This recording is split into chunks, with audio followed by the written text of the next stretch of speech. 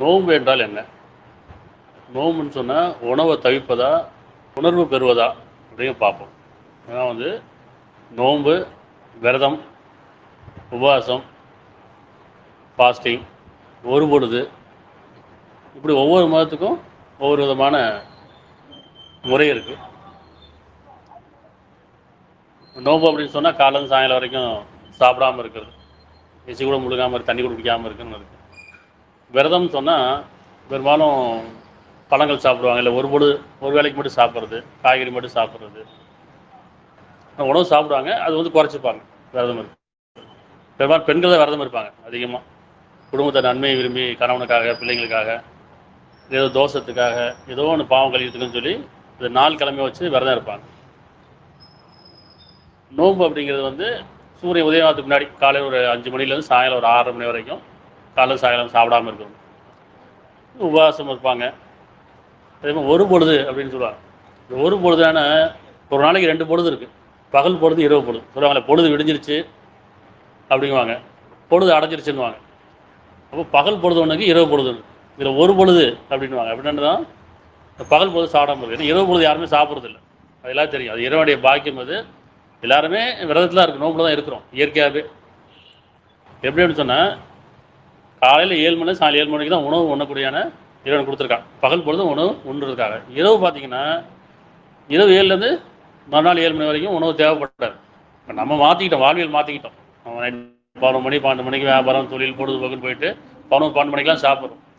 ஆனால் எந்த உயிரினமும் இருட்டா சாப்பிட்றது கிடையாது, மனிதன் மட்டும் சாப்பிட்றோம். அப்போ நைட்டு 7 ஆச்சுன்னா சூரிய அஸ்தம் ஆயிடுச்சு அப்படின்னா 7 மணிக்கு மேலே உணவு தேவைப்படாது. உறக்கத்துக்கு போயிட்டோம்னா ஒரு பொழுது இறைவன் பொறுப்பில் வச்சுருக்கான், ஒரு பொழுது நம்முடைய பொறுப்பில் கொடுத்துருக்கான். ஒரு பொழுதுன்னு என்ன அர்த்தம்? பகல் பொழுது நமக்கு சோதனைக்காக கொடுக்கப்பட்டிருக்கு, இரவு பொழுது இறைவனுடைய பாக்கியத்தை நம்மளை வச்சுருக்கான். பார்த்தீங்கன்னா பகல் பொழுதுல காலிலேருந்து ராத்திரி வரைக்கும் நம்ம சாப்பிட்டுக்கிட்டே இருப்போம். காலைல டீ குடிக்க ஆரம்பிக்கிறது, டிஃபன் இருக்குது, அப்புறம் ஸ்நாக்ஸு அப்படின்னு மதியானம், ராத்திரி, பகல் பொழுது சாப்பிட்டுட்டே இருப்போம். ஆனால் ராத்திரி ஆச்சுன்னா இரவு வரும்போது சோர்ந்து போயிடும், உடல் சோர்ந்து போயிடும் இல்லையா? உயிரோட்டம் குறையிற மாதிரி இருக்கும். ஆனால் இரவு பொழுதுல தண்ணி கூட குடிக்க மாட்டோம். நைட் படுக்க போயிட்டோம்னு சொன்னால் காலைல வரைக்கும் ஒரு தண்ணி கூட குடிக்க மாட்டோம், சாப்பாடு தேவை எந்த தேவையும் இருக்காது, மனம் அமைதியாக இருக்கும். அப்போ இறைவனுடைய பாக்கியத்தை வச்சுருக்கான். காலையில் எழுந்தோன்னே பாருங்கள், ஒரு புதுசாக படைக்கப்பட்ட மாதிரி நல்ல ஒரு உணர்வு, நல்ல ஒரு சக்தி கிடைக்குது, உயிரோட்டம் இருக்குது. ஆனால் பகலத்தை நம்ம பொறுப்பில் இருக்கும்போது எவ்வளோதான் சாப்பிட்டாலும் இரவாச்சுன்னா நமக்கு அந்த உணவுடைய ஆரோக்கியம் குறைவாக தான் இருக்கும் இல்லையா?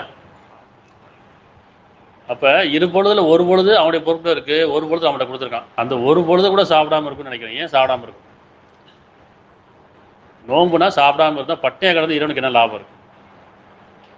நம்ம சிந்திக்கிறதுக்காக. சாப்பிடல, உணவு சாப்பிடாதனால இதனால் உணவு அதிகமாகிட போதா?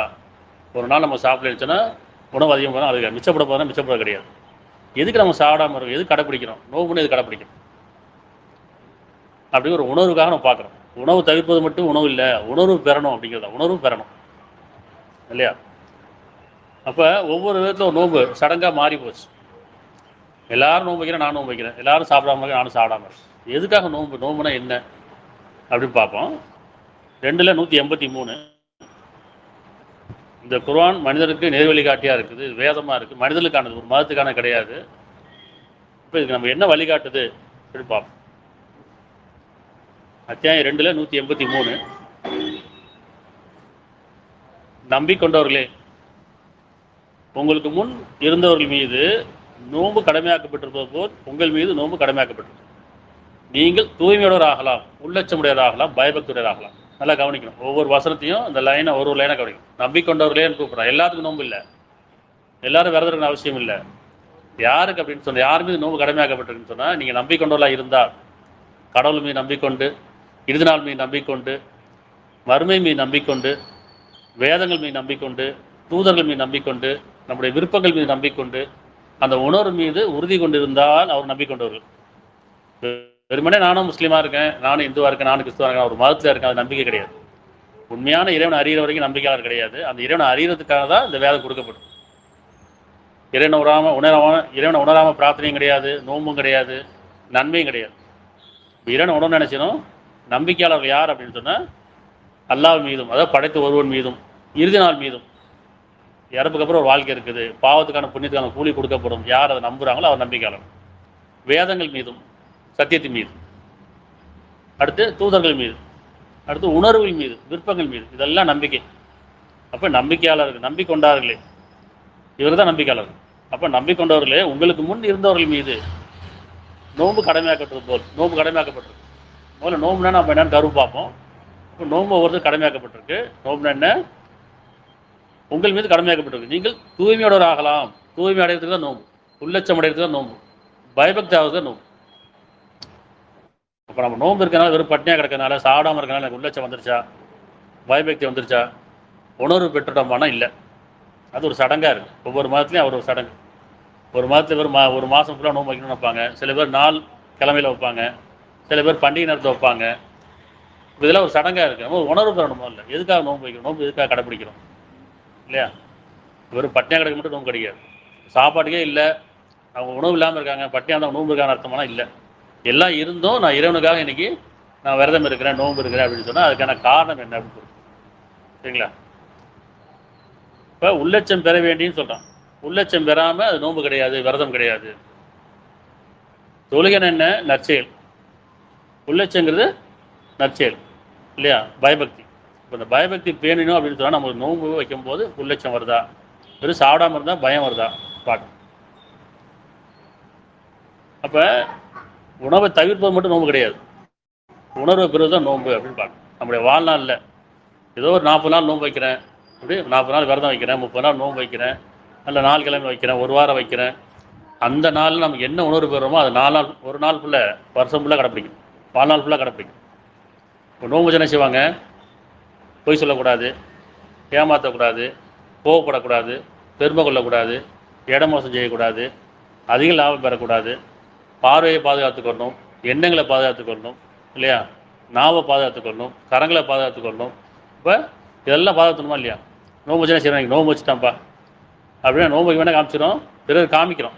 எப்படி காமிக்கிறோம்? விரதம் வச்சா நீ காலையில் நீங்கள் 40 நாள் விரதம் அப்படின்னா, மலைக்கு போனோம் விரதம் வச்சோம்னா அந்த 40 நாள் தூய்மையாக நான் குளிச்சுட்டேன், புது ட்ரெஸ்ஸு போட்டுட்டேன், பட்டையை போட்டேன், உத்ராட்சியை போட்டேன், உத்ராட்சி கொட்டை போட்டாச்சு, இதை காமிச்சாச்சு, இவர் நோம்பில் இருக்கார், விரதத்தில் இருக்காருங்க. இதே நோம்பு இருக்குன்னு செய்வாங்க, தாடி வச்சு தொப்பி போட்டுக்கிட்டு இன்றைக்கி ஃபுல்லாக நான் நோம்பு இருக்குன்னு காமிச்சிப்பாங்க. இதெல்லாம் வெளியே காமிக்கும், சடங்கு செய்கிறதெல்லாம் வெளியே காமிக்கும். உணர்வு என்ன பெறுறோம் அப்படின்னா, நான் நோன்பு இன்றைக்கி நான் கோவப்படக்கூடாது, பொய் சொல்லக்கூடாது, ஏமாற்றக்கூடாது, பார்வை தவறக்கூடாது, எண்ணம் தவறக்கூடாது. அந்த 40 நாள் மட்டும் இல்லை, அந்த 30 நாள் மட்டும் இல்லை, அந்த ஒரு வாரம் மட்டும் இல்லை, வாழ்நாள். இது பயிற்சி காலம். இது என்றைக்கு நம்ம நோன்பு இருக்கிறோமோ அன்றைக்கி, அந்த ஒரு நாள் ஆகட்டும், அல்ல ஒரு வாரம் ஆகட்டும், 40 நாள் ஆகட்டும், 30 நாள் ஆகட்டும், அது பயிற்சி காலம். அது நம்ம மனம் பக்குவப்படுறதுக்கான ஒரு பயிற்சி காலம். அப்போ அந்த பயிற்சி காலங்கள் நம்ம எப்படி இருக்கிறோமோ இது காலம் ஃபுல்லாக அப்படியே தான் வாழணும்.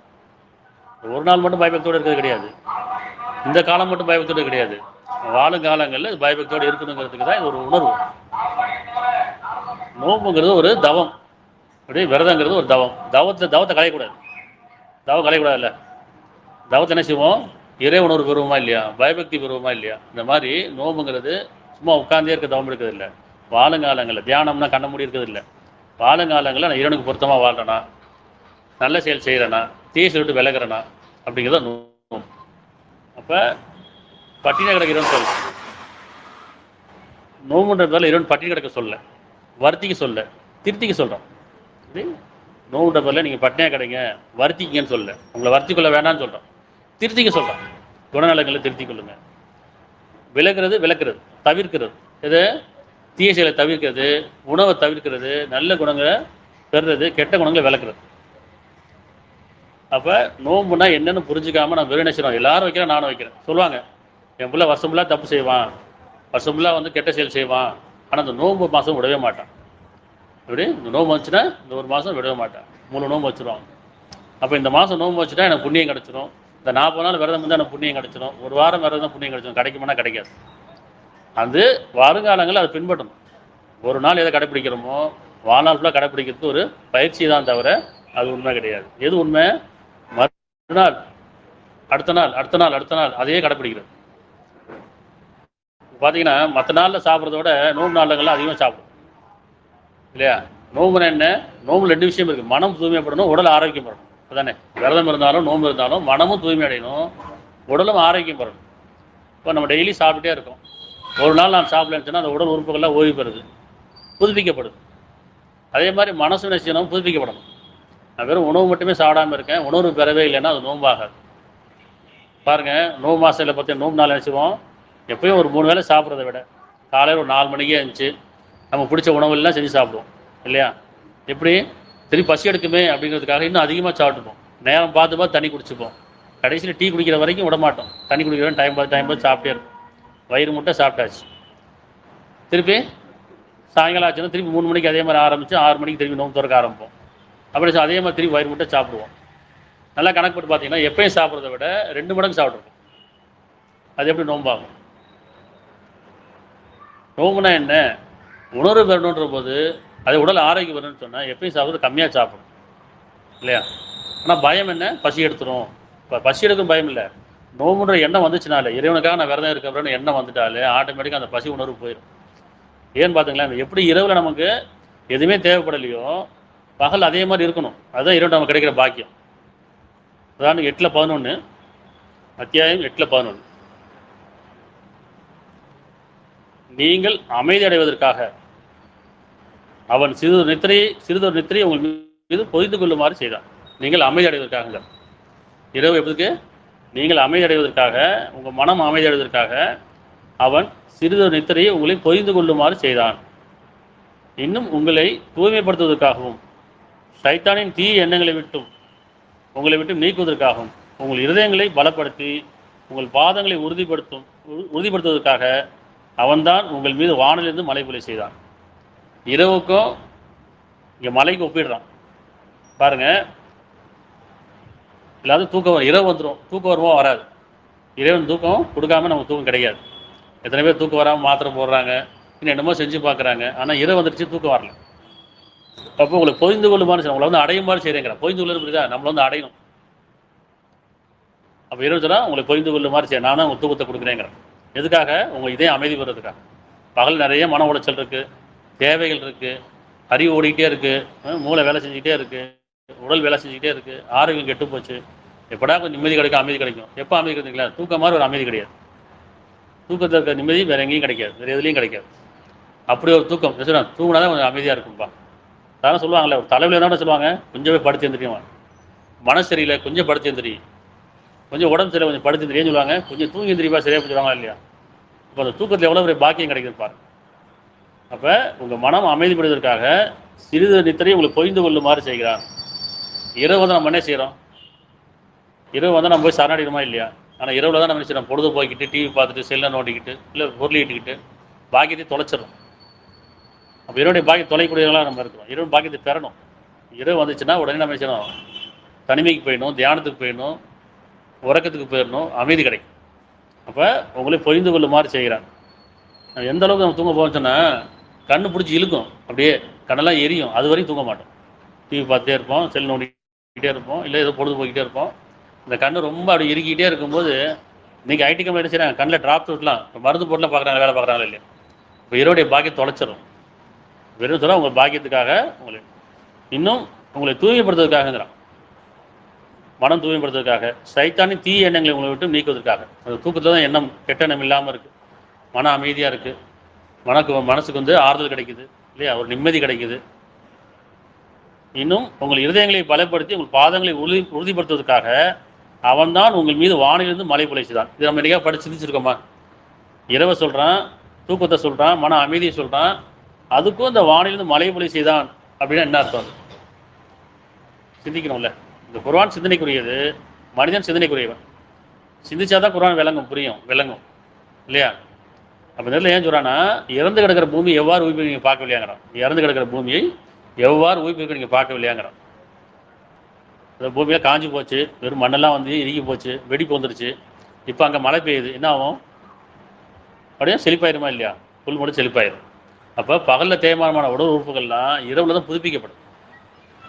பகலில் நாம் உழைக்கிறோம், கஷ்டப்படுறோம், அலைகிறோம், மன உளைச்சல், உடல் உளைச்சல் எல்லாமே இருக்குது, டயர்டாயிரும். அதான் சொன்னேன், காலையில் ராத்திரி சாப்பிட்டுட்டே தான் இருக்கிறோம், ஆனால் ராத்திரினா டயர்டாயிரமா இல்லையா?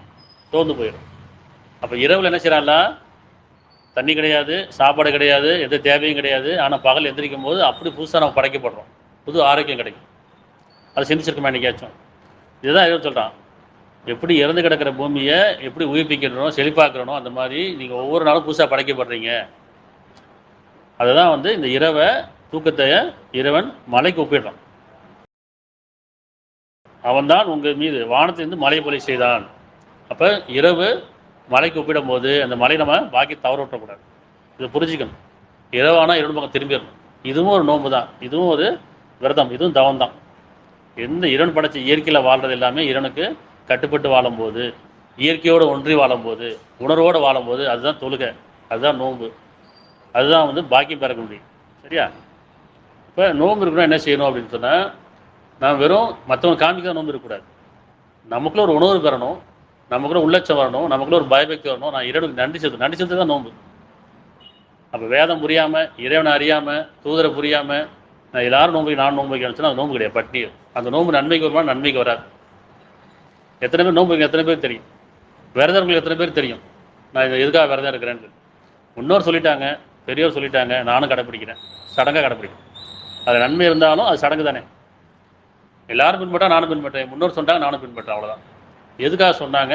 வேதம் என்ன சொல்லுது? இறைவனா யார் உணர்ந்துட்டானா, வேதம் புரிஞ்சுக்கிட்டானா, எதுவுமே புரியாது. ஒரு மாதம் நான் 30 ஜூஸையும் ஓதி முடிச்சிடும். 30 இந்த குர்ஆன் 30 ஜூஸ்னு கணக்கு வச்சிருக்கிறாங்க. இந்த குர்ஆன் முழுக்க ஓதி முடிச்சிடணும். ஆனால் இது முடிக்க முடியாது, குர்ஆனை முடிக்க முடியாது. அப்படி வாழ்நாள் ஃபுல்லாக தேவைப்பட்டே இருக்கும். ஒவ்வொருத்தரும் தனித்தனியான வேதம் நினைச்சு புரிய வச்சுட்டே இருக்கும், விளங்க வச்சுட்டே இருக்கும், வாழ்க்கையை வழிகாமிச்சிட்டே இருக்கும். அப்போ இந்த ஒரு நாளில் நான் முழுசாக ஓதி முடிச்சிட்டேன், 30 நாளில் ஓதி முடிச்சிட்டேன், படித்து முடிச்சிட்டேன் அப்படின்னு சொன்னால் அது சடங்கு தானே. அது ஒரு பயபக்தி வந்துச்சுன்னா வரல. யாரோ ஒருத்தர் ஓதுறாரு, நான் பின்னாடி தோத்துட்டு வந்துடுறேன். யாரோ ஒருத்தர் ஓதுறாரு, 30 நாள் பின்னாடி எடுத்து வந்துடுறேன். அவர் என்ன ஒன்று அவருக்கும் தெரியல, கேட்ட எனக்கும் புரியல. அது இல்லை வேதம். வேதங்கிறது உங்களுக்கு புரிஞ்சு அது வேதம், எனக்கு புரிஞ்சு அது வேதம், புரியாத வரைக்கும் அது மந்திரம் இல்லையா? இந்த நோம்புங்கிறது ஒரு 10 கட்டளை அடங்கியிருக்கு. 10 கட்டளையில் இந்த நோம்பு அடங்கியிருக்கு. 33 35 நிச்சயமாக 33 35 ஒரு 10 கட்டளையில் இதில் நோம்பு அடங்கியிருக்கு. நிச்சயமாக சமாதி விரும்பும் ஆண்களும் பெண்களும். சமாதி உங்கள்கிட்ட சமாதி விரும்புங்கிறான். மனிதர்களுக்கு தான் இது, மதத்துக்கான கிடையாது. அப்போ உங்களுக்கு இடையில, மனிதருக்கு இடையில, உறவு கடையில் சமாதி விரும்புங்கிறான். சமாதி விரும்பும் ஆண்களும் பெண்களும். பகமை கூடாது, வெறுப்பு கூடாது, பழி வாங்குறது கூடாது இல்லையா? அப்போ சமாதி விரும்பும் ஆண்களும் பெண்களும். நம்பிக்கொண்ட ஆண்களும் பெண்களும். நம்பிக்கைக்கு உண்மையாளராக இருக்கீங்கிறான். துரோகம் பண்ணிக்காதீங்க, ஒருத்தர் துரோகம் பண்ண வேண்டாம், நம்பிக்கையாளராக இருங்க. இறைவனுக்கு நம்பிக்கையோடு இருங்க, இறைவனுக்கு நம்பிக்கையாளராக இருங்க. இன்னும் உங்களுக்கிட்டே நம்பிக்கையோட இருங்க, யாரும் நம்பிக்கை துரோகம் பண்ணிக்க வேண்டாம். உண்மை பேசும் ஆண்களும் பெண்களும். உண்மையுடையராக இருக்கீங்க. இதெல்லாம் வந்து நோம்பில் வந்துடும், இதெல்லாம் தொழுகையில் வரும், இதெல்லாம் விரதத்தில் வந்துடும், தவத்தில் வந்துடும். இந்த குணங்கள்லாம் பின்பற்றினாலும் இதெல்லாம் நம்ம கடைப்பிடிக்கணும். அப்போ நம்பிக்கொண்ட ஆண்களும் பெண்களும், உண்மை பேசும் ஆண்களும் பெண்களும், பொறுமை உள்ள ஆண்களும் பெண்களும். பொறுமைங்கிறது ரொம்ப அவசியமாக இருக்கும் மனிதனுக்கிடையில். சகிப்புத்தன்மையும் பொறுமையும், அதுவும் தவம், அது நோம்பு இருக்குது, அது தொழுகை கடைப்பிடித்தல். இப்போ உண்மையை பேசும் ஆண்களும் பெண்களும், பொறுமை உள்ள ஆண்களும் பெண்களும், உள்ளட்சத்துடன் இருக்க ஆண்களும் பெண்களும். உள்ளட்சம் ரொம்ப அவசியமாக இருக்குது. ஏன்? இறைவன் என்னை பார்த்துட்டே இருக்கிறான், என்னுடைய ஒவ்வொரு செயலும், ஒவ்வொரு எண்ணமும், ஒவ்வொரு பேச்சும் இறைவன் கவனிக்கிறான், பதிவு செய்யப்படுது. பதிவு செய்யப்படாமல் இல்லை இல்லையா? இப்போ இறைவனுக்கு எதுவும் மறந்ததா இல்லை. அது உள்ளட்சம் வேணும். வெளியே நல்லா பெருமையாக பேசிடுவோம், நம்முடைய வாழ்க்கையில், நம்முடைய செயலில் கவனிக்கிறதே இல்லை. வெறும் சொல்கிறேன், வேதத்தை நீங்கள் அறிஞ்சிருந்தும் உங்களை நீங்கள் மறந்து விடுறீங்களா? உங்களை நீங்கள் மறந்துடக்கூடாது, அது உள்ளட்சம். தர்மம் செய்யும் ஆண்களும் பெண்களும். தர்மம்னா என்ன? தர்மம் அதர்மம். தர்மம்னா 4 பேர் பிச்சை போடுறது கிடையாது. தர்மம்னா நியாயம், அதர்மம்னா அநியாயம். அப்போ தர்மத்தை கடைபிடிங்கிறான், நியாயத்தை கடைபிடிங்க. அது நோம்பில் வந்துடும், அது விரதத்தில் வந்துடும், அது தொழுகையில் வந்துடும். இப்போ தர்மம்னு என்ன? எனக்கு ஒரு நியாயம், உங்களுக்கு ஒரு நியாயம் இல்லை. ஆணுக்கு ஒரு நியாயம், பெண்ணுக்கு ஒரு நியாயம் இல்லை. ஏழைக்கு ஒரு நியாயம், பணக்காத ஒரு நியாயம் இல்லை. நியாயம் ஒன்று தான், வேதம் ஒன்று தான், சத்தியம் ஒன்று தான். ஒரே ஆன்மா கொண்டு படைக்கப்பட்டிருக்கு. அப்போ எல்லாத்துக்கும் ஒரே நியாயம் தான். அதனால் தர்மம் செய்யும் ஆண்களும் பெண்களும், தர்மத்தை கடைபிடிங்கிறான். நோம்பு நோக்கும் ஆண்களும் பெண்களும். நோம்பு நோக்கும் ஆண்களும். நோம்புனா எதுக்கு நோம்பு வைக்கிறோம்? தூய்மை அடைவதற்காக, பணம் தூய்மை அடைவதற்காக.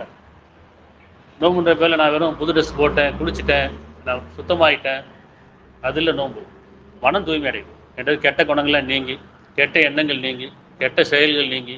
உடனே நீங்காது, காலம் எடுக்கும் இல்லையா? ஒன்று நம்ம நினச்சிட்டோம் இது தப்புன்னு உணர்ந்துட்டோம்னா அந்த தப்பை விட்டது காலமாகும் இல்லையா? அப்போ அது வரைக்கும் பொறுமையாக இருக்கும், அது வரைக்கும் தியானத்தில் இருக்கணும், தவத்தில் இருக்கணும். என்கிட்ட ஒரு கெட்ட குணம் இருக்குது, இந்த கெட்ட குணம் நான் நீக்கணும் அப்படின்னு சொன்னேன், நான் இன்னைக்கு பேசி நாளைக்கு நீக்கிட முடியாது. அது இறைவன்ட்ட பொறுப்பை படிச்சுட்டு என் தவறை உணர்ந்துட்டு அதுக்காக நான் வருந்துட்டு அதுக்காக திருந்ததுக்கு இறைவன்ட்ட பாவம் கேட்கும்போது படிப்படியாக தான் குறையும். என்கிட்ட கோவம் அதிகமாக இருக்குது, பெருமை அதிகமாக இருக்குது, அவசரம் அதிகமாக இருக்குது அப்படின்னு சொன்ன என்ன செய்யணும், அது உடனே விட்டுற முடியுமானா விட முடியாது. சொல்லிட்டு தான் இருப்போம், கேட்டுட்டு தான் இருப்போம், ஆனால் விட முடியாது. அப்போ என்ன செய்யணும், அதுக்காக நம்ம நோன்பு இருக்கணும். நோன்பு இருக்குன்னா என்ன அர்த்தம், அந்த தவத்தில் இருக்கணும், அந்த உணர்வில் இருக்கணும். படிப்படியாக மாறும். இது எப்படி காலேருந்து ராத்திரி வரைக்கும் சாப்பிடாம இருக்குமா இல்லையா, இது வெளிப்படையான நோன்பு. உதாரணத்துக்கு விரதமாக இருக்கட்டும், நோன்பாக இருக்கட்டும், காலம் சாயங்காலம் சாப்பிடாம இருக்கும். தூய்மை அடைகிறதுக்காகங்கிறான். உடல் தூய்மை ஆயிடுச்சு, உள்ள எப்போ தூய்மையாகும் தெரியுமா, நம்மளோட கெட்ட குணம் இருக்குன்னு வச்சுங்க, நான் காலம் சாயங்காலம் வரைக்கும் அந்த கெட்ட குணத்தை விட்டணும். எப்படி நோன்பு இருக்கிறோமோ, எப்படி விரதம் இருக்கோமோ, அதே டைமிங்கில் இன்றைக்கி என்கிட்ட கோவம் அதிகமாக இருக்குது, பெருமை அதிகமாக இருக்குது, போராம அதிகமாக இருக்குது, தவறான எண்ணம் அதிகமாக இருக்குது, சில கெட்ட பழக்கம் இருக்குன்னு வச்சுங்க. சில பேர்த்துக்கு இருக்கும் இல்லையா, தண்ணி அடிக்கிற பழக்கம் இருக்கும், சீடு குடிக்கிற பழக்கம் இருக்கும், வக்கரமான பார்வை பழக்கம், ஏதோ ஒரு கெட்ட எண்ணம் கெட்ட பழக்கம் இருக்கும். இப்போ என்ன செய்யணும், காலையிலேருந்து சாயங்காலம் இன்றைக்கி நம்ம மனசை எடுத்துக்கணும். இன்றைக்கி காலையில் 5:30 மணிலேருந்து சூரியன் உதயத்துக்கு முன்னாடி இருந்து சூரியன் அஸ்தமாத வரைக்கும் என் பார்வையை தாழ்த்திக்கணும். இது ஒரு நோம்பு இல்லையா. நான் யார்கிட்டும் புறம் பேசக்கூடாது, பொய் சொல்லக்கூடாது, ஏமாற்றக்கூடாது, கெட்ட பார்வை கூடாது, இது என்னென்ன கெட்ட குணம் இருக்கோ அந்த ஒவ்வொரு குணத்தையும் எனக்கு நீக்கிட்டே வரணும். இது வாழ்நாள் ஃபுல்லாக இருக்கலாம்ல. இதுக்கு சாப்பிடலாம், எல்லாம் செய்யலாம். தூய்மை அடையணும்னு சொல்கிறான்ல. இந்த நோம்பு எப்படி மறைவானது. நீங்கள் தூய்மை அடைறதுக்காக தான் நோம்புன்னு சொன்னால், என் கெட்ட எண்ணம் இருக்குது, என்கிட்ட கெட்ட பழக்கம் இருக்குன்னா இதான் தூய்மை அடைறதுக்காக இன்னைக்கு காலையில் சாயங்காலம் வரைக்கும் இது செய்யக்கூடாது அப்படின்னு ஒரு மனசுக்குள்ள ஒரு உணர்வோடு இருந்தோம்னு சொன்னால், ஒரு நாள் 2 நாள் 3 நாள் என்ன செய்யறோம், பழகிருமா இல்லையா. சரி, நான் போய் சொல்லாமல் இருந்துட்டேன், முடிஞ்ச அளவுக்கு கோவப்படாமல் இருந்துட்டேன், புறம் பேசாமல் இருந்துட்டேன், என் பார்வையை பாதுகாத்துட்டேன், எண்ணங்களை பாதுகாத்து இறைவன்ட்ட கேட்கணும். என் இவ்வளோ கெட்ட குணம் இருக்கிறவனே நீ அறிஞ்சவனா இருக்க, நான் திருந்தணும்னு நினைக்கிறேன். எப்படி நான் வருந்துறது திருந்ததுன்னு ஒரு காலம் கொடுத்துருக்கேன். உடனுக்குடன் பிடிப்பதில்லை. இறைவன் சொன்னால் நீங்கள் செய்த தவறுக்காக உடனுக்குடன் பிடிப்பா அந்த உலகத்தில் ஒரு இடம் மிஞ்சிருக்காங்க. மன்னிச்சு வாழ வச்சுட்ருக்கேன், மன்னிக்க வேண்டி வாழ வச்சுட்ருக்காங்க. உங்களை மன்னிச்சு தான் வாழ வச்சுட்ருக்கேன், இன்னும் மன்னிக்க வேண்டி நான் வாழ வச்சுட்ருக்கேன். இந்த காலம் நம்ம தவறு விட்டக்கூடாது. இப்போ நம்ம வாழ்ந்துருக்க காலம் இறைவனுடைய கருணையின் காலவாசம். ஏன்னா நம்முடைய பாவத்துக்கு எப்போ இறைவன் குற்றம் முடிச்சிருக்கலாம், நம்ம அந்தளவு தூய்மையாரெலாம் கிடையாது. ஆனால் இறைவன் மன்னிச்சு வாழ வச்சுட்ருக்கான். ஏன், இறைவன் மன்னிப்பாளன், தண்டிப்பில் கடுமையானவன், மன்னிப்பில் தாராளமானவன். சரியா.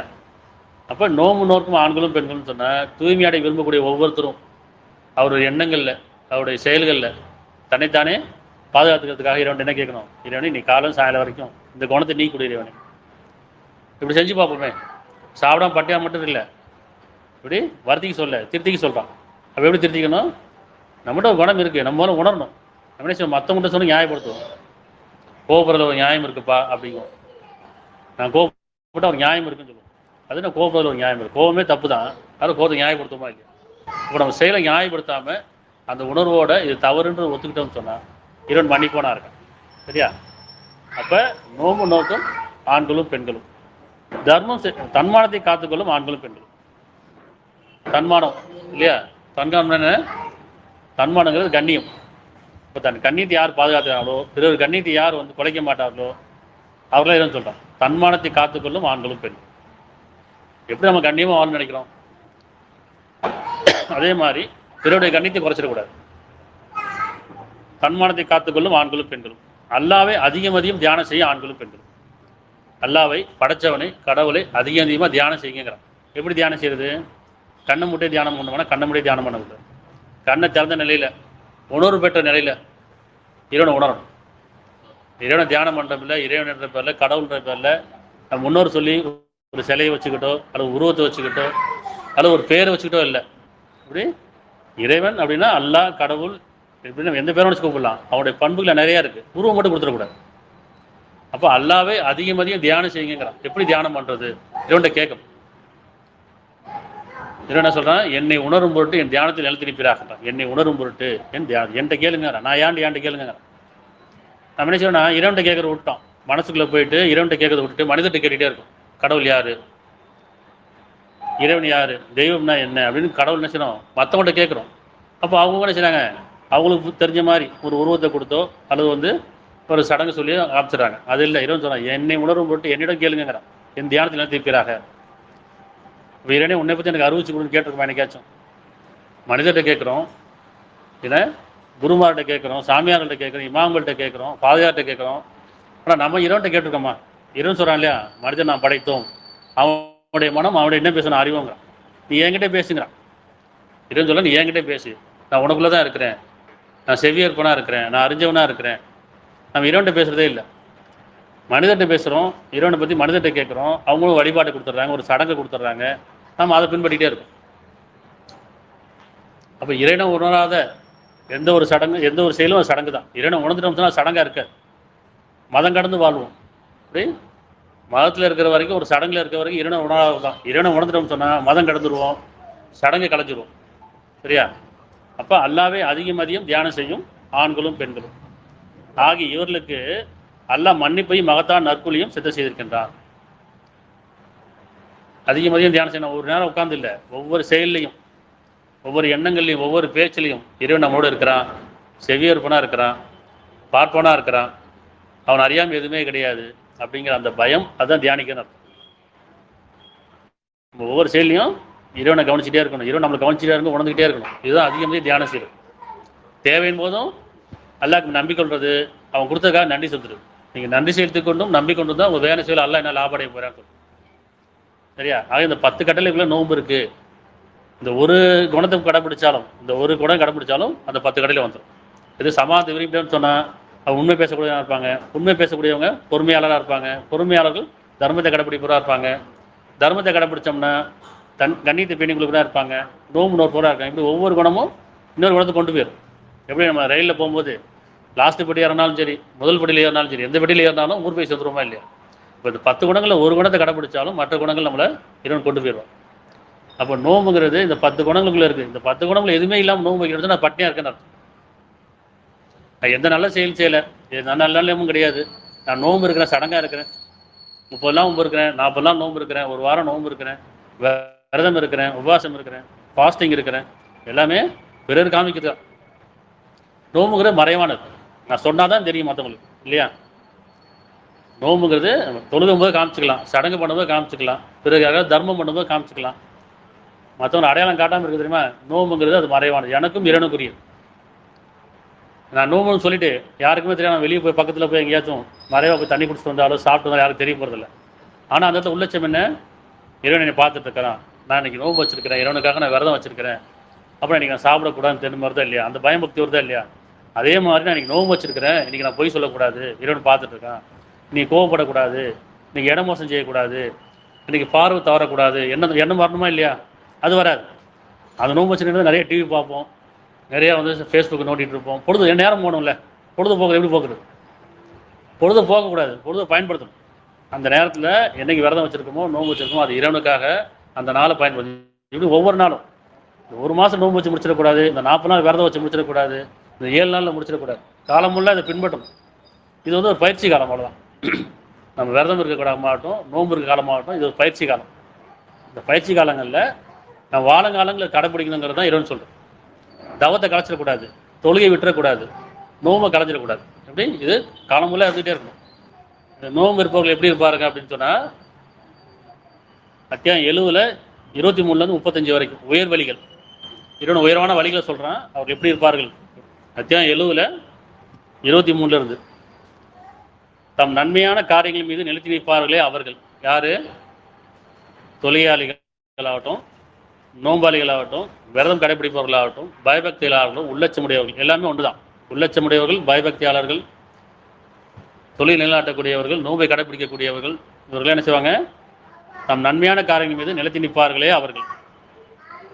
அவர்களது பொருட்களில் நிர்ணயிக்கப்பட்ட பங்கு உண்டு. சரி, உங்களுக்கு கொடுக்கப்பட்டிருந்து நன்மை செய்யுங்கிறான். யாருக்கு? யாசிப்பவருக்கும், வலியோருக்கும், ஏழைகளுக்கும், தேவையுடையவர்களுக்கும். சரியா? அப்போ அவர்கள் பொருட்கள் இருந்து கொடுக்கப்பட்டதிலிருந்து நிர்ணயிக்கப்பட்ட பங்கு உண்டு. பங்கு நிர்ணயிக்கப்பட்டிருக்குங்கிறான். இது உங்களுக்கானது கிடையாது, இதுலேருந்து நீங்கள் தர்மம் செய்யுங்க, நன்மை செய்யுங்க, நன்மையை தேடிக்கொள்ளுங்கள். சரியா? அடுத்து அன்றையும் நியாய தீர்ப்பு நாள் உண்டு என்பதை உறுதி கொண்டிருப்பார்கள். நியாய தீர்ப்பு நாள் உண்டு என்று உறுதி, அவரும் உள்ளச்சமுடையவர்கள். நன்மைக்கு நன்மை கூலி உண்டு, தீமைக்கு தீமை கூலி உண்டுன்னு சொல்லி யார் உள்ளச்சத்தோடு இருக்கிறாங்களோ, ஒவ்வொரு செயலுக்கும் ஒவ்வொரு எண்ணத்துக்கும் கூலி உண்டுங்கிறது யார் பயப்படுறாங்களோ, அன்றையும் நியாய தீர்ப்பு நாள் உண்டு என்பதை உறுதி கொண்டிருப்பவர்கள் அவர் தான் நோம்பாளிகள், அவர் தான் விரதத்தை கடைபிடிப்பவர்கள், தொழில் நிலைநாட்டக்கூடியவர்கள். இன்னும் தம்முடைய இறைவனின் வேதனைக்கு அஞ்சியவாறு இருப்பார்களே அவர்கள். தம்முடைய இறைவனுக்கு, இறைவனுடைய வேதனைக்கு, இறைவன் பார்த்துட்டு இருக்கான், தண்டிப்பில் கடுமையானவன் அப்படிங்கிறதுல அஞ்சியவாறு இருப்பார் அவர்கள். நிச்சயமாக அவருடைய இறைவனின் வேதனை அச்சப்படாது இருக்கக்கூடியது அல்ல. புரியுதா? இறைவன் தண்டிப்பில் கடுமையானவன், அது மன்னிப்பு தாராளமானவன். நீங்கள் மனம் தெரிஞ்சிட்டீங்கன்னு சொன்னால், செயலுக்காக வரந்துட்டீங்கன்னு சொன்னால் இறைவன் மன்னிக்க கூடாண்டாம். நீங்கள் வரம்பு மீறி தவறு செய்யணும், அல்லாவுடைய அருள்கூடி நம்பிக்கை இழக்க வேண்டாம், அல்லா மன்னிப்பவன் கருணையால். அன்றையும் தங்கள் கண்ணியத்தை பேணிக் கொள்வார்களே அவர்கள். அதாவது இவர்களாம் நோம்பாளிகள். நோம்புனா ஒரு மாதம் வைக்கிறது இல்லை, 40 நாள் வைக்கிறது இல்லை, ஒரு வாரம் வைக்கிறது இல்லை, காலம் ஃபுல்லாக வாழ்நாள் ஃபுல்லாக கடைபிடிக்கக்கூடியது. தவம் களையக்கூடாது, தவத்தில் இருக்கணும், தியானத்தில் இருக்கணும், நற்செயலில் நிலைச்சு நிற்கணும். அப்போ அன்றையும் தங்கள் கண்ணியத்தை பேணிக் கொள்வார்களே அவர்கள். தன் மனைவிடத்திலோ தங்கள் வழக்கரம் சொந்தமாக்கி கொண்டவர்களை தவிர நிச்சயமாக அவர்கள் நிந்திக்கப்பட மாட்டார்கள். இங்கே வந்து மனைவி வழக்கரம்னா வெவ்வேறு பார்க்கணும். மனைவினா உங்களை உரிமையாக்கப்பட்டவர்கள், வழக்கரம்னா நெருக்கமானவர்கள், நன்மையை நாடக்கூடிய அவள் தான். அப்போ மனைவிட்ட உண்மையாக இருப்பாங்க, நெருக்கமானவர்கள்ட்ட கண்ணியமாக இருப்பாங்கன்னு அர்த்தம். இங்கே வேறு மாதிரி இடத்துக்கு போயிடக்கூடாது, சரியா? அப்போ மனைவிட்ட உண்மையாக இருப்பாங்க, மனைவி துரோகம் செய்ய மாட்டாங்க. நெருக்கமானவர் ஆணோ பெண்ணோ நெருக்கமானவர்கிட்ட தவறாக நடந்துக்க மாட்டாங்க, அவர் கண்ணியத்தை பேணிக் கொள்வார்கள். இவர்கள் நோம்பாளிகள். எனவே எவரேனும் இதற்கு அப்பால் தேடினால் அவர்கள் வரமீறாவார்கள். இன்னும் எவர்கள் தம் அமானியத்தை தம் வாக்குறுதியும் பேணிக் கொள்வார்களே அவர்கள். இவர்கள் நோம்பாளிகள், தொழிலாளிகள். இன்னும் எவர்கள் தங்கள் சாட்சியங்களில் உறுதியுடன் இருக்கார்களே அவர்கள். இத்தனை குணங்களை பின்பற்றணும், இந்த 10 குணங்களையும் பின்பற்றணும், இதையும் பின்பற்றணும். இதெல்லாம் நம்ம அரபியில் ஓதிட்டு வச்சுங்க, சரியான மொழியில் ஓதிட்டோம், நம்ம ஏதாவது புரியுமா விளங்குமா சொல்லுங்கள்? இந்த ஒரு மாதம் இருக்குன்னு வச்சுங்களேன், ஒரு 27 நாளில் வேகமாக கடைன்னு குர்ஆனை ஓதிடுவாங்க. எப்படி? அதுக்குன்னே ஆளை கூட்டு ஸ்பெஷலாக கூட்டு வருவாங்க, வெளிநாட்டிலேருந்து கூட்டு வருவாங்க, வெளியூர்லேருந்து இறக்கிடுவாங்க. அவங்க ஓதிடுவாங்க 24 நாள், 27 நாளில் 30 நிமிஷம் முடிச்சிடுவாங்க. ஓதுனவருக்கு என்ன ஓதுனாலும் தெரியாது, பின்னாட்டவங்களுக்கு யாரும் ஓதுன தெரியுமா, உள்ளச்சும் தெரியுமா? இப்போ இங்கே மதம் கடந்து வந்திருக்கீங்க, இப்போ உங்களுக்கு எல்லாம் தெரியும் குர்ஆன்னா என்ன, வேதம்னா என்ன, இறைவன்னா யார், எப்படி தமிழில் படித்து நம்ம எப்படி உணர்ந்துருக்கோம், புரியுதா இல்லையா? ஆனால் இஸ்லாமிற்கு எத்தனை பேருக்கு புரியும் இந்த வேதம்? ஆனால் ஓதுனா புண்ணியம் நினச்சிட்டு இருக்கோம். அப்படியே அரபியில் ஓதுனா புண்ணியம், ஒரு எழுத்துக்கு ஒரு புண்ணியம் அப்படின்னு நினச்சிட்டு இருக்கோம். ஒவ்வொரு எழுத்துக்கு ஒரு நண்பர்கள் நினச்சிட்டு இருக்கோம். எழுத்துக்கு நன்மை கிடையாது, மொழிக்கு நன்மை கிடையாது, செயலுக்கு மட்டும்தான் நன்மை, உணர்வுக்கு மட்டும்தான் நன்மை, சரியா? அப்போ இன்னும் எவர்கள் தங்கள் சாட்சியங்களை உறுதியுடன் இருக்கார்களே அவர்கள். எவர்கள் தங்கள் நன்மைகளை கொண்டு தடுத்துக் கொள்கிறார்களோ அவர்கள். இத்தவர்கள் தான் தங்கள் சொர்க்கங்களில் கண்ணியப்படுத்தப்படுவார்கள். இறைவன் யாருக்கு சொர்க்கம் சொல்கிறான்? 10 குணங்களை பின்பற்றணும், இந்த ஒவ்வொரு வசனத்தையும் பின்பற்றணும். அப்படி ஒவ்வொரு வசனமும் தொழுகை, ஒவ்வொரு வசனமும் நோன்பு, ஒவ்வொரு வசனமும் விரதம், ஒவ்வொரு வசனமும் தவம். எது கொடுக்கப்பட்டிருக்கு அப்படின்னா, இந்த வேதம் உங்களுக்கு நினைவூட்டு நல்ல உபதேசம், எச்சரிக்கையும் கூட. நம்பிக்கொண்டா உபதேசம், நிராகரிச்சா எச்சரிக்கை. அப்போ இந்த வேதம் படிக்கும்போது நம்ம உள்ளச்சம் வரணும். உள்ள நடுக்குதான், நடுக்கணுமா இல்லையா? 39:23, அத்தியாயம் 39:23. அல்லாஹ் மிக அழகான ஹதீஸ்களை கொண்டதாக வேதத்தை அறிக்கை அளித்தான். மிக அழகான ஹதீஸ்னா என்ன தெரியுமா? செய்தின்னு அர்த்தம். இந்த குர்ஆன் சஹி ஹதீஸ், உண்மையான ஹதீஸ், அல்லாஹ்வுடைய வந்து ஹதீஸ். சஹி ஹதீஸ்னா இது இந்த குர்ஆன். ஏன்னா இதுதான் நபி கொண்டாந்தாங்க, இதுதான் தூதர் கொண்டாந்தாங்க. அப்போ இறைவன் தூதர் மூலியமாக சத்தியத்தை இறக்குறான். எப்படி இறக்குறான்? அல்லாஹ் மிக அழகான ஹதீஸ்களை கொண்டதாக, செய்திகளை கொண்டதாக இவ்வேதத்தை அறிக்கையில் நான் ஒன்றுக்கொன்று உண்மை கொண்டிருப்பதாகவும் திரும்ப திரும்ப தியானிக்கூடியதாக இருக்கிறான். ஒரு வசனம் இன்னொரு வசனத்தை உறுதிப்படுத்தக்கூடியதாகவும் விளக்க பெறக்கூடியதாகவும் திரும்ப திரும்ப தியானிக்கூடியதாக இருக்கிறான். திரும்ப திரும்ப படிச்சுட்டே வாங்குறேன், சிந்திச்சிட்டே வாங்குறேன். நான் குர்ஆனை ஓதிட்டேன், முடிச்சிட்டேன், 4 கத்தம் ஓதிட்டேன், அப்படி கிடையாது. வாழுங்காலங்கள்லாம் படிச்சுட்டே இருக்கணும், சிந்திச்சிட்டே இருக்கணும், அப்படி வாழணும். அப்போ மிக அழகான ஹதீஸுங்கிறான். அழகானது என்ன? மனசுக்கு அமைதி தரக்கூடிய, ஆறுதல் தரக்கூடிய, நம்பிக்கை ஊட்டக்கூடிய, உள்ளட்சத்தை அதிகரிக்கக்கூடிய, கெட்ட குணங்களை நீக்கக்கூடிய, நல்ல குணங்களை வளர்க்கக்கூடிய, இப்படி அழகான செய்திங்கிறான் இந்த குர்ஆன். இப்படி அழகான செய்தி, சஹி ஹதீஸ். சஹி ஹதீஸ்னா புரியுதா? இறைவன் மட்டும் சஹி ஹதீஸ், தூதர் கொண்டது இது மட்டும்தான். மிக அழகான ஹதீஸ்களை கொண்டதாக வேதத்தை அறிக்கையுள்ளான். ஒன்றுக்கொண்டு உண்மை கொண்டிருப்பதாகவும் திரும்ப திரும்ப தியானிக்கூடதான் இருக்கின்றன. தங்கள் இறைவனுக்கு எவர் அஞ்சுகிறார்களோ, யார் படைச்சவனுக்கு, இறைவனுக்கு, கடவுளுக்கு பயப்படுறாங்களோ, அஞ்சுகிறார்களோ, அவருடைய தோலை சிலுத்து விடுகிறேங்கிறான். வேதம் படித்தா தோல் சிலுக்கணும், உள்ளம் நடுங்கணும். நடுங்குதான் நடுங்கலை, ராகம் போட்டு ஓதிடுறோம், படிச்சிடறோம். எனக்கும் அரபி தெரியும், எனக்கும் சொல்லி கொடுத்தாங்க, அவ்வளோ முடிஞ்சு போச்சு. இல்லை யாராவது ராகம் விடுவோன்னா கேட்டு நம்மளும் தலையாட்டிகிட்டே உட்காந்து தலை குடிச்சிட்டே உட்காந்துருக்கோம். அவங்க என்ன சொன்னாங்க, இல்லை நான் என்ன வாழ்கிறேன், இறைவன் எனக்கு என்ன சொல்லியிருக்கான் அப்படி நான் வாழ்கிறேன்னா எதுவுமே தெரியாது. புரிஞ்சு படித்தா வேதம், புரியாமல் படித்தா மந்திரம். இப்படி வேதத்தை புரிஞ்சுக்கிட்டா அது வேதம், புரியலாம் அது மந்திரம். அப்போ எவர்கள் அஞ்சுகிறார்களோ அவருடைய தோள்கள் சிரித்து விடுகின்றன, பிறகு அவருடைய தோள்களும் நெஞ்சங்களும் அல்லாஹ்வின் நினைவிலே இலகுகின்றன. நம்ம இலகுதா? இலகுனா நோன்பு இருக்குன்னு அர்த்தம், விரதத்தில் இருக்குன்னு அர்த்தம், தொழுகையில் இருக்குன்னு அர்த்தம், பயபக்தியோடு இருக்குன்னு அர்த்தம். இலகுலையா? அப்போ நம்ம வேதத்தை படிக்கலை, சிந்திக்கலை, வெறும் மந்திரம் மாதிரி ஓதிட்டோம். நான் சடங்காக படிச்சுட்டேன், நானும் மற்றவங்க காமிச்சிக்கிறேன், என்னுடைய செயலை மற்றவங்க காமிச்சிக்கிறேன், நான் தொழிலாளின்னு காமிச்சிக்கிறேன், நான் இறைவனுக்கு வழிபட்டேன்னு காமிச்சிக்கிறேன், நான் ஜக்காத்து கொடுக்கன்னு காமிக்கலாம், மற்றவங்க காமிக்கிறேன். இறைவன் சொன்னால் அவருடைய தொழிலாளி கேடுதாங்கிறான், பிறர் காமிக்கிறாங்கிறான். பிறர் காமிக்கிற தொழுகை கிடையாது. பிறர் செய்யக்கூடிய எந்த ஒரு செயலும் அது சடங்கு. இறைவனுக்கு மட்டும் உள்ளட்சம் உடையவர்களாக நானும் இறைவனும், என்னுடைய குழு இறைவன் இருக்குது, நான் பிறருக்காக கிடையாது. என்னுடைய வாழ்வும் என்னுடைய மரணமும் என்னுடைய தொழுகையும் என்னுடைய குர்ஆனையும் அல்லாஹ்வுக்கே உறுதி யாராங்களோ அதான் களிமா. களிமானா தெரியுங்களா? உறுதி பெருமானம். இறைவன் குர்ஆனில் சொல்லக்கூடிய களிமா எதுனா உறுதி பெருமானம். எப்படின்னா, என்னுடைய வாழ்வும் என்னுடைய மரணமும் என்னுடைய தொழுகையும் என்னுடைய குர்ஆனையும் அல்லாஹ்வுக்கே உறுதி யார் வாழ்றாங்களோ அவர் விரதத்தை கடைப்பிடிப்பவர்கள், நோன்பை கடைப்பிடிப்பவர்கள், தொழிலை நிலைநாட்டக்கூடியவர்கள், ஜக்காத்தை உறுதிப்படுத்தக்கூடியவர்கள். அடுத்த வசனம் இல்லையா? இலக்கின்றன. இதுவே அல்லாஹ்வின் நேர்வழியாகும். எது? இந்த வேதம், இந்த குர்ஆன், சஹீஹ் ஹதீஸ், இதுவே அல்லாஹ்வின் நேர்வழியாகும்.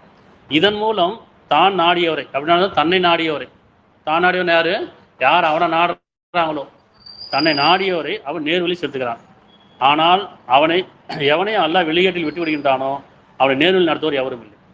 நம்ம இறைவன் பக்கம் திரும்பாம மனிதன் பக்கம் திரும்பி எனக்கு இறைவனை காமிச்சுக்கிட்டு வழிகேட்டில் கொண்டு போயிட்டே இருப்பான். இறைவன் பக்கம் திரும்பணும். எப்படி பிரார்த்தனை பண்ணவும் மட்டும் இறைவன் பக்கம் திரும்பணும்ல. எனக்குள்ள ஒரு கஷ்டம் வரும்போது, ஒரு கவலை வரும்போது, ஒரு பயம் வரும்போது கண்ண மூடி பிரார்த்தனை பண்ணுறோமா இல்லையா? அப்போ என்ன செய்கிறோம்? இறைவன் பிரார்த்தனை ஏற்றுக்கிறான். தெரியுதா இல்லையா? அப்போ இறைவனை பற்றி ஏன் கேட்கக்கூடாது? இறைவன்ட்ட இறைவனை உன்னை பற்றி அறிவிச்சு கொடு, உன்னை வழிபட வழிகளை அறிவிச்சு கொடு, உன்னை பற்றி ஞானம் கொடு. கேட்டிருக்கோமா என்னைக்காச்சும்? அப்போ இறைவன்ட்ட பேசணும், அதிகமாக இறைவன்ட்ட பேசணும். இறைவன் நம்மகிட்ட பேசுகிறான், கவனிக்கிறது இல்லை.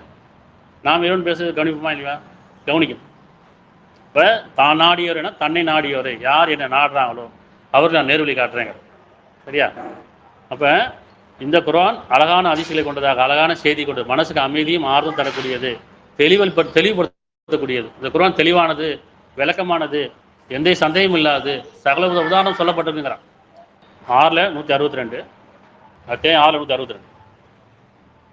குர்ஆன் நமக்கு நேர்வழி காட்டக்கூடியதாக இருக்குது, சத்தியத்தை போதிக்கூடியதாக இருக்குது, இறைவனுடைய வாக்காக இருக்குது.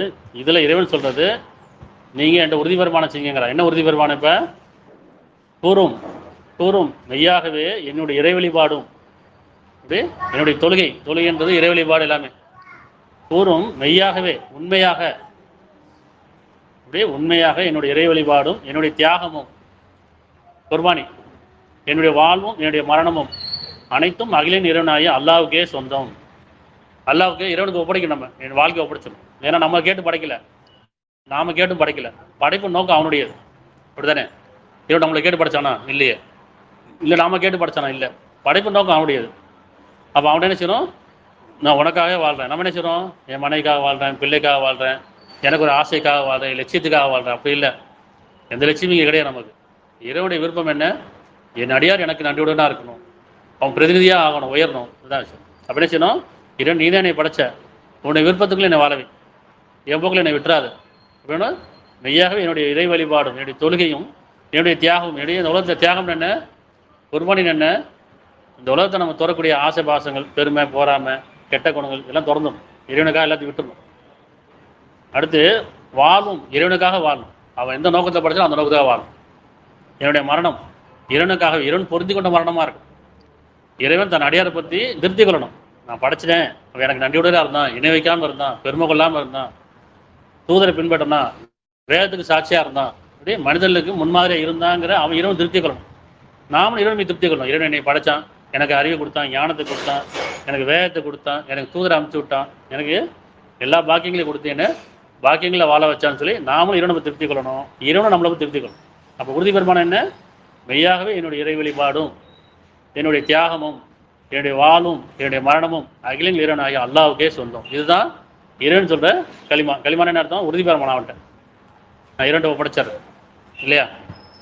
அப்போ தூதர் உங்களுக்கு சாட்சியாக இருக்கா, நீ மட்டுமே சாட்சியாக இருக்கேன்னு சொல்கிறேன். தூதர் உங்களுக்கு சாட்சியாக இருக்கா, நீ மட்டுமே சாட்சியாக. அத்தியாயம் 6:153. மேலும் இதுவே என்னுடைய நேரான வழியாகும். யார் சொல்கிறா? தூதர் சொல்கிறாங்க, நபி சொல்கிறாங்க. இந்த வேதம் இதுவே என்னுடைய நேரான வழியாகும். ஆகவே இதனையே பின்பற்றுங்கள். இதர வழியில் நீங்கள் பின்பற்ற வேண்டாம். இந்த வேதத்தை பின்பற்றுங்க. இந்த குர்ஆனை பற்றி பிடிச்சுக் கொள்ளுங்கள். குர்ஆனை பற்றி பிடிச்சுக் கொள்ளுங்கள். வேதத்தை பற்றி பிடிச்சுக் கொள்ளுங்கள். இதுதான் என்ன நேரான வழியாகும். இதர வழிகள் இதை தவிர, இதர வழின்னு அர்த்தம் இதை தவிர நீங்கள் பின்பற்ற வேண்டாம். இதை தவிர வேற எதையும் பின்பற்ற வேண்டாம். அவை உங்களை அவனுடைய வழியை விட்டு பிரித்து விடும். குர்ஆனை மட்டும் பின்பற்றி எனக்கு மனிதர்கள் பிரிஞ்சிருக்க மாட்டாங்க, மதங்களாக பிரிச்சிருக்க மாட்டாங்க, மதத்துக்குள்ள நிறைய ஜாதிகளாக பிரிச்சிருக்க மாட்டாங்க. அப்படித்தானே? கடவுள் ஒருத்தர் தான் சொல்லக்கூடிய பிரிவினை இருக்கு. கடவுள் 3 பேர் சொல்றக்கூடிய பிரிவினை இருக்கு. பல கடவுள் வச்சிருக்கணும் பிரிவினை இருக்கு. இருக்கா இல்லையா? அப்படி நானும் அல்லாஹ் தான் நம்புறேன், நானும் முகமது நபி தான் பின்பற்றுறேன், நானும் குர்ஆனை தான் பின்பற்றுறேன். ஆனால் நமக்குள்ள பல பிரிவினை இருக்கா இல்லையா? அப்போ ஒரு கடவுளை ஏற்றுக்கொண்டவங்களும் ஒரு தூதரை ஏற்றுக்கொண்டவங்களும் ஒரு வேதத்தை பின்பற்றி ஏன் பிரிஞ்சு போகணும்? நானும் வேதம் படிக்கல, சிந்திக்கல, உணரல. வெறும் மாட்டு மொழியில் படிச்சிட்டோம். அரபி மொழி தான் இறைவன் இறக்குனான். அது தூதர் அரபியாக இருந்தாங்க, அந்த சமுதாயம் அரபியாக இருந்தாங்க, அவங்களுக்கு புரியுற மாதிரி விளையுது. அது சொல்ல உங்களுடைய மொழி நான் இறக்கியிருக்கேங்கிறா, விலகிக்கலங்க. அப்போ அவரோட மொழியில புரிஞ்சுக்கிட்டா மட்டும்தான் வேதம் புரியும், சிந்திக்க முடியும். சிந்திக்கான தகுதி எதில் இருக்கு? நம்முடைய மொழி தான் இருக்கு. அப்போ இதுவே என்னுடைய நேரான வழியாகும். யார் சொல்றா? தூதர் சொல்றாங்க. இந்த வேதம் என்னுடைய நேரான வழியாகும். ஆகவே இதனையே பின்பற்றுங்க. இந்த வேதத்தை பின்பற்றுங்க, இந்த குர்ஆனை பின்பற்றுங்க. இதை தவிர நீங்கள் பின்பற்ற வேண்டாம். அவை அல்லாஹ்வுடைய வழியை விட்டு பிரிந்துவிடும். நீங்கள் பயபக்தி ஆவதற்காக அல்லாஹ் இவ்வாறு உங்களுக்கு போதிக்கின்றார். பயபக்தி ஆகணும், வேதத்தை பின்பற்றணும். அப்போ தான் நம்ம நோன்பு கடைப்பிடிக்க முடியும், அப்போ தான் நம்ம தொழுகை கடைப்பிடிக்க முடியும், அப்போ தான் நம்ம ஜக்காத்தை கொடுக்க முடியும். இந்த களிமான தெரியுங்களா? களிமான உள்ளச்சம் பயபக்தி. அவனை தவிர யாரும் இல்லை, அல்லாஹ் ஒருவன் தான், படைச்சவன் ஒருவன் தான், அவனை தவிர வேறு இறைவன் கிடையாது. இப்போ இறுதி நாள் மீது நம்புறோம், இறுதி நாள் மீது நம்பிக்கொள்றோம். அப்போ நம்மளோட செயல் எப்படி இருக்கும்? நற்செயலாக இருக்கும். உள்ளச்சங்கிறது தொழுகை. உள்ளச்சம் இல்லாமல் நல்ல செயல் செய்ய முடியும். உள்ளச்சம் இல்லாமல் நல்ல செயல் செய்ய முடியுமா? செய்ய முடியாது. உள்ளச்சம் நல்ல பேச்சு பேச முடியுமா? பேச முடியாது. அப்போ உள்ளச்சங்கிறது தொழுகையாக இருக்குது. ஜக்காத்துங்கிறது நல்ல செயலாகவும் நல்ல பேச்சாமல் இருக்கு. அப்போ ஒவ்வொரு தொழுகையும் போது ஜக்காத்தை கொடுத்து வாங்குங்கிறான். நம்ம வெறும் தொழுகிறோம், ஜக்காத்து கொடுக்கலன்னா தொழுகை செல்லுமா? செல்லாது. அது சடங்கு. அப்போ ஒவ்வொரு தொழுகையின் போதுனா ஒவ்வொரு உள்ளச்சத்தின் மீதும் நல்ல செயல் செய்யுங்கள். உள்ளச்சம் இல்லாமல் நல்ல செயல் கிடையாது, உள்ளச்சம் இல்லாமல் நல்ல பேசு கிடையாது. அழகிய செயலோட யார் என்று சொல்வதற்கு தான் படைச்சிருக்காங்க இறைவன். இப்படின்னா அழகிய செயலோட யார் என்று சொல்வதற்காக உங்களை படைச்சிருக்காங்க. அப்போ அழகிய செயலோடு தான் நற்புலி கொடுக்குறேங்கிறான். அழகிய செயல் செய்கிறது தான் வேதம் கொடுக்கப்பட்டிருக்கு. அழகிய செயல் செய்கிறதுக்கு தான் தூதர் அனுப்பப்பட்டிருக்காங்க. ஆன்மா கொடுக்கப்பட்டிருக்கு. அப்போ எந்த நல்ல செயலும் செய்யாமையே நான் வெறும் சடங்கை மட்டும் பின்பற்றி இருக்கேன்னு சொன்னால் அது இறைவன் ஏற்றுக்கணும், ஏற்றுக்க மாட்டேன். சரியா? திருப்பி 2:183 2:183 நம்பிக்கை கொண்டவரே, உங்களுக்கு முன் இருந்தவர்கள் மீது நோன்பு கடமையாக்கப்பட்டிருந்தது போல் உங்கள் மீது கடமையாக்கப்பட்டிருந்தது, நீங்கள் தூய்மையோட ஆகலாம். இங்கே திருப்பி அந்த கரு என்ன? தூய்மை அடைகிறது தான் நோன்பு. மனம் தூய்மை அடையல, குணம் தூய்மை அடையல, செயல் தூய்மை அடையலைன்னா அது நோன்பு ஆகாது. எத்தனை நாள்னாலும் பட்டினியாக கிடக்குதான் அது. எப்படி ஒவ்வொரு மாதத்துலையும் மாறுபடுதா இல்லையா? விரதம் இருக்கிறாங்க, உபவாசம் இருக்கிறாங்க, ஃபாஸ்டிங் இருக்கிறேன்னு நினச்சிக்க வேண்டியது, நோன்பு இருக்கிறேன் அப்படின்னா மதங்களை வேறுபடுது, சடங்குகள் வேறுபடுது. ஆனால் என்ன உள்ளச்சம் வரணும். அப்போ 40 நாள் விரதம் இருந்ததுக்கப்புறம் அதுக்கப்புறம் என்ன செய்கிறோம்? மலை ஏறிடுறாங்க. 40 நாளுக்கு அப்புறம் திருப்பி மலை இறங்கிடுறாங்களா இல்லையா? அப்படின்னா புரியுதா? வந்தவொடனே திருப்பி பழைய செயலும் மாறிடும். அதே மாதிரி நோன்பு கடைபிடிச்சோம், அதுக்கப்புறம் மனம் குணம் மாறுதானா? மாறல, திருப்பி பழையபடி நம்ம பழசையை வந்துட்டோம்னு சொன்னால் அதுக்கு எதுவும் பிரயோஜனமே கிடையாது. அப்போ ஒரு நாள் நோன்பு இருந்தாலும் ஒரு நாள் விரதம் இருந்தாலும் நம்ம ஒரு நாள் என்ன கடைப்பிடிக்கிறோமோ அது வாழ்நாள் ஃபுல்லாக கடைப்பிடிச்சாகும். நான் இன்னைக்கு நோம்பில் இருக்கிறேன் அப்படின்னு சொன்னால் கெட்டதை பார்க்க மாட்டேன், கெட்டதை பேச மாட்டேன், கெட்ட குணங்களை விட்டுறேன் அப்படின்னு சொன்னால் அது இரண்ட பொறுப்பு பிடிக்கும் போது மறுநாளும் காலம் ஃபுல்லாக அப்படிதான் இருக்கும். அப்போ உள்ளம் தூய்மை அடைஞ்சால் மட்டும்தான் அது நோன்பு. அந்த நோன்பு செல்லும், அந்த தொழுகை செல்லும், அந்த ஜக்காத்து செல்லும், அந்த களிமாவுக்கு உண்மையாக இருக்குன்னு அர்த்தம். இல்லை நான் உள்ளம் தூய்மை அடையலை, நான் வெறும் சடங்கை பேர் காமிக்கிறதுக்காக நான் பேரளவு இருக்கிறேன் அப்படின்னு சொன்னால் அது செல்லா காசு மாதிரி தான். எவ்வளோ இருந்தாலும் செல்லாது. நம்ம என்ன தான் காலம் ஃபுல்லாக நம்ம நன்மை செய்தால் நினச்சிக்கிட்டே இருப்போம், அது இறைவன்கிட்ட செல்லாது. 98:5 ஒவ்வொரு வசனமும் நம்ம கடைப்பிடிக்க வேண்டியது தான் தொழுகை. ஒவ்வொரு வசனமும் கடைப்பிடிக்க வேண்டியது தான் நோன்பு. இதுதான் ஜக்காத்து, இதுதான் களிமா கூட. நம்ம இந்த குர்ஆனை விளங்காமல் புரியாமல் வெறும் படிச்சுட்டு நான் குர்ஆனை ஓதிட்டேன், படிச்சுட்டேன், வேதம் புரிஞ்சிருச்சு அப்படின்னு சொன்னால் அது மந்திரம் மாதிரியே தான் இருக்கும். 98:5 அல்லாஹ்வுக்கே உண்மையாளர்களாக, படைச்சவனுக்கு உண்மை. அல்லாஹ்னா யாரு? படைச்சவன் இல்லையா? அவனை தேவை இறைவன் இல்லை. அல்லாஹ்வுக்கு உண்மையாளர்களாக, அவன் பொருத்தத்துக்குரியவர்களாக, அல்லாஹ்வுடைய பொருத்தத்துக்கான செயல் பொருத்தத்துக்குரியவர்களாக அல்லாஹ்வே அவர்கள் முன்னோக்க வேண்டும். அப்படி படைச்சவனே அவர்கள் முன்னோக்க வேண்டும். மேலும் இறை உணர்வுகளை அவர் நிலைத்திருக்க வேண்டும். தொழில் நிலைநாட்ட அர்த்தம் இறை உணர்வுகளில் நிலைத்திருக்க வேண்டும். மேலும் தூய்மையானவற்றை அவர் கொடுத்து உதவ வேண்டும் என்பதை தவிர அவர்களுக்கு கட்டளையிடப்படவில்லை. இதுதான் நேர்வழியாகும். என்ன கட்டளையிடப்பட்டிருக்கு? படைச்சவனுக்கு உண்மையாக இருக்கணும், அவனுக்கு பொருத்தமான செயலை செய்யணும், இன்னும் உல்லசத்தோடு இருக்கணும், இன்னும் அவனிடமே பிரார்த்தனை பண்ணணும், இன்னும் அவன் கொடுத்தது நன்மை செய்யணும். இவ்வளோதான். ரொம்ப லேசாக இருக்காரு. இதுதான் நீங்கள் இறைவனுக்கு உண்மையாக இருக்குதுன்னு அர்த்தம் இல்லையா? அட்ட 2:62 நம்பிக்கொண்டவர்களாயினும், அதாவது முஸ்லீம்களாயினும், மூமின்களாயினும் அல்ல முஸ்லீம்களாயினும், நம்பிக்கொண்டவர்களாயினும், யூதர்களாயினும், கிறிஸ்தவர்களாயினும், சாபியன்களாயினும், நீங்கள் எந்த மதம்னா இருந்துட்டு போங்க, மதம் கலாச்சாரமாக இருந்துட்டு போட்டோம். ஆனால் என்ன சொல்கிறேன், நிச்சயமாக எவர் அல்லாஹ் மீதும் இறுதி நாள் மீது நம்பிக்கொண்டு நன்மையான செயல் செய்கிறார்களோ, அதாவது படைச்ச ஒரு இறைவன் மீது நம்பிக்கொண்டு, கடவுள் ஒருத்தன் தான் நம்பிக்கொண்டு அவனுக்கு உள்ளத்தோடு இருந்துக்கிட்டு யார் நம்பிக்கொண்டு நல்ல செயல் செய்கிறார்களோ அவர்களின் நற்பலன் நிச்சயமாக அவருடைய இறைவனத்தில் இருக்கிறது. மேலும் அவர்களுக்கு யாதொரு பயமில்லை, துக்கப்பட மாட்டார்கள். நீங்கள் எந்த மதமாக இருந்துட்டு போங்க, எந்த ஜாதியாக இருந்துட்டு போங்க என்ன. ஆனால் என்ன சொல்கிறேன், உள்ளச்சம் கொள்ளுங்க, கடவுள் ஒருத்தனுக்கு பயப்படுங்க, நல்ல செயல் செய்யுங்க. அப்போ என்ன செய்வீங்க? சடங்கு இல்லைங்க. உள்ளச்சமும் நற்செயலும் தான் இறைவன் சொல்கிறது. உள்ளச்சமும் நற்செயலும் இது இறைவனுக்கு பொருத்தமானது. உள்ளச்சம் போதெல்லாம் என்ன செய்யணும்? உள்ளச்சத்தில் இருக்கும் போதெல்லாம் தொழுகையில் இருக்குன்னு அர்த்தம். நற்செயல் செய்யும் போதெல்லாம் ஜக்காத்தை கொடுக்குன்னு அர்த்தம். அந்த தியானத்தில் இருக்கிறதெல்லாம் நோம்பில் இருக்குன்னு அர்த்தம். அப்போ வெறும் சடங்காக நான் இந்த ஒரு நாளில் மட்டும் நோம்பு இருப்பேன், இந்த ஒரு நாளில் மட்டும் நான் தொழுது போவேன், இந்த ஒரு நேரத்தில் மட்டும் சொல்லுவேன், அது கிடையாது. உங்கள் வாழ்க்கை தொழுகையாக இருக்கணுங்கிறான். உங்கள் செயல் தொழுகையாக இருக்கணும், உங்கள் எண்ணம் தியானத்தில் இருக்கணும், தவத்தில் இருக்கணும்.